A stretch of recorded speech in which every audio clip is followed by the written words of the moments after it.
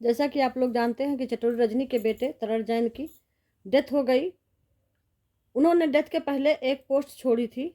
अभी हम आगे वीडियो में लगा देंगे, आप लोग बने रहिएगा, बिल्कुल देखिएगा उसको कि उन्होंने क्या छोड़ा था। क्या उनको पता था कि हम चले जाएंगे, इस दुनिया में नहीं रहेंगे?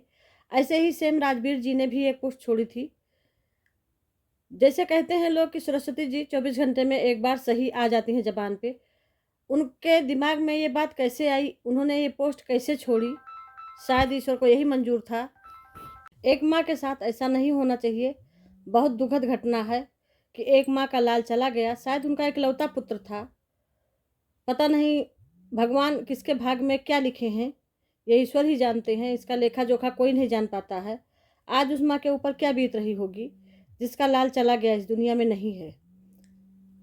फिर उन्होंने पता नहीं क्यों एफआईआर वगैरह नहीं कराया। ना एफआईआर हुआ, ना पीएम हुआ, कुछ भी नहीं हुआ। शायद उस समय वो यहाँ थी भी नहीं, वो कहीं बाहर थी। जब इनके बेटे के एक्सीडेंट हुआ तो शायद वो बाहर थी। इस समय उसके एग्जाम चलने वाले थे, तो वो ट्यूशन जा रहा था कि कहाँ जा रहा था ये भी नहीं पता लग पाया कि कैसे उसकी जो है एक्सीडेंट हुआ, किस जगह हुआ और कैसे हुआ, कुछ भी नहीं उनको पता लगा। क्योंकि जहाँ पर एक्सीडेंट हुआ था शायद वहाँ सीसी कैमरा वगैरह नहीं था। लेकिन उन्होंने इसका एफआईआर वगैरह कुछ नहीं करवाया। अब लोग कह रहे हैं कि शायद अभी वो 16 साल का था, उसका जो है ड्राइविंग लाइसेंस वगैरह नहीं बना था, लेकिन वो फोर व्हीलर भी चलाता था, टू व्हीलर भी चलाता था। इस कारण वो नहीं करवाई हैं कि वो खुद ही फंस जाती। क्योंकि उनके बिना ड्राइविंग लाइसेंस को बच्चे को कैसे गाड़ी इन्होंने दिलाई। बच्चे जिद करते हैं, कहाँ आजकल माँ बाप का मानते हैं कहना। उनकी गलती नहीं है, सब माँ बाप के साथ है ये चीज़। बच्चे जिद करने लगते हैं, कितना भी मना करो, कितना भी अपना ना दोगी तो दूसरे का चलाएंगे। लेकिन कहीं ना कहीं बच्चे की भी गलती है, थोड़ी बहुत अपने से भी गलती हो जाती है। हम आपको दोषी नहीं ठहरा रहे, सब माँ बाप के साथ ही होता है, अक्सर ज़्यादातर माँ बाप के साथ ही होता है। अब वो लड़का इतना तेज गाड़ी चलाता था, अब इनको नहीं पता था, ये अपन चली गई थी, बाहर चली गई थी।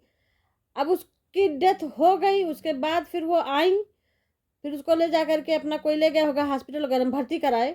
लेकिन वो ठीक नहीं हुआ, ख़त्म हो गया, उसकी डेथ हो गई। शायद वो कुछ बोल नहीं पाया। उसकी हालत बहुत सीरियस थी, बहुत डेंजर तरीके से एक्सीडेंट हुआ। लेकिन ये नहीं पता चला कि कैसे एक्सीडेंट हुआ उसका। एक माँ बाप अपने बच्चों को एक टेबलेट भी अपने हाथ से नहीं दिला पाते हैं, कितना बड़ा दुख का अफसोस है। ऐसे ही से मेरे भाई के साथ हुआ था, मेरे भाई का भी डेथ हुआ। मेरा भाई यहाँ से गया बर्थडे में, हम लोगों ने मना किया कि मत जाओ मत जाओ, मम्मी ने मना किया, उनकी बीवी ने मना किया, लेकिन वो नहीं माना। जबकि उसके 2 बच्चे हैं, छोटा लड़का कहा मैं पापा हम भी चलेंगे, उसको नहीं ले गए। ये गए यहाँ पे, वहाँ पे खाने के बाद लौटे, वहाँ कुछ नहीं था। एक्सीडेंट भी किससे, सांड सांड काला खड़ा था, साइड से बाइक निकाले, उसने उठा के पटक दिया। ये उठ के खड़े हुए, बाइक अपनी खड़ी किए, दोबारा उसने 2 पटकना फिर मार दिया। फिर वो वहीं पे लेटे रह गए, फिर नहीं उठ पाए। उस समय सब लोग देख भी रहे थे अगल बगल के, लेकिन किसी ने सांड को मारने की हिम्मत नहीं थी, क्योंकि वो सांड बहुत मरकहा था। वो सबको खरीद खरीद के मारता था, इसलिए कोई भी नहीं गया वहाँ छुड़ाने। और सांड ने उनको 2-3 पटकनी मारा। उसी पटकनी में वो बेचारे मेरे भाई ख़त्म हो गए। मेरे एक ही भाई था। आज हम लोग जानते हैं एक भाई का, एक बेटा का दुख, कि एक भाई मेरे पास नहीं है।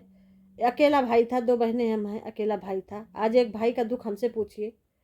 रक्षाबंधन आता है, कुछ भी आता है तो बहुत हमको दुख होता है। ऐसे ही उस माँ के ऊपर क्या बीत रही होगी। उन्होंने एफआईआर नहीं करवाया, कुछ भी नहीं लीगली, क्योंकि उनको कुछ पता नहीं था।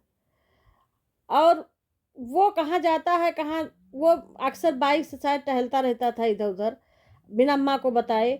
माँ को भी नहीं पता था कि कहाँ किसके यहाँ, किस दोस्त के यहाँ जाता है, किस दोस्त से मिलता जुलता है, क्या हुआ उसके साथ, कुछ भी नहीं पता।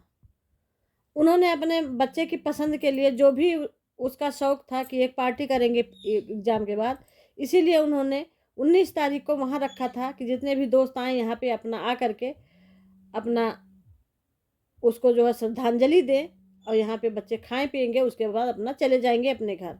उनके पास जो भी अपना उनके अपने बच्चे के लिए करना चाहती थी वो कर रही हैं। बस उनकी सबसे उनको एक एफआईआर करवाना चाहिए कि कम से कम पता तो चलता कि कैसे मेरे बच्चे की डेथ हुई। लेकिन कहीं ना कहीं उनको इसका डर लग रहा है कि कहीं हम ना उल्टे फंस जाएं, और क्योंकि अभी बच्चा नाबालिग था, ड्राइविंग लाइसेंस उसके पास नहीं था, उसको गाड़ी से एक्सीडेंट हुआ, इसीलिए वो शायद हैवी गाड़ी थी और बच्चा तो इस दुनिया में है नहीं। अब लोग तरह तरह की बातें बना रहे हैं, कोई कुछ कह रहा है, कोई कुछ कह रहा है। और तरण जैन ने जो पोस्ट छोड़ी थी उसको हम डाल रहे हैं, आप लोग देखिए, बने रहिए पूरी वीडियो में, आप लोग उसको भी पढ़िए। ये वही पोस्ट है जो तरण जैन ने अपने मृत्यु के पहले छोड़ी थी। क्या उनको ये आभास हो गया था कि हमको अब जाना है, नहीं रहना है? आखिर उनको ये पोस्ट कैसे छोड़ना पड़ा? कहीं ना कहीं सरस्वती जी आ जाती हैं, अंदर से उनका मन व्याकुल रहा होगा, तब उन्होंने ये पोस्ट। भगवान से हम यही प्रार्थना करेंगे कि उनकी माँ को इतना मजबूत बनाएं कि वो जो है इस दुख को झेल पाएं और सहन कर पाएं। इतना बड़ा दुख झेलना आसान नहीं है एक माँ के लिए। एक माँ के ऊपर क्या बीतती होती होगी वो वही जानती होंगी। आज तरण जैन इस दुनिया में नहीं है। भगवान जहाँ भी कहीं भी बेटा हो, भगवान उसकी आत्मा को शांति दें, हम ईश्वर से ही प्रार्थना करते हैं। ऐसा किसी के साथ भी नहीं होना चाहिए।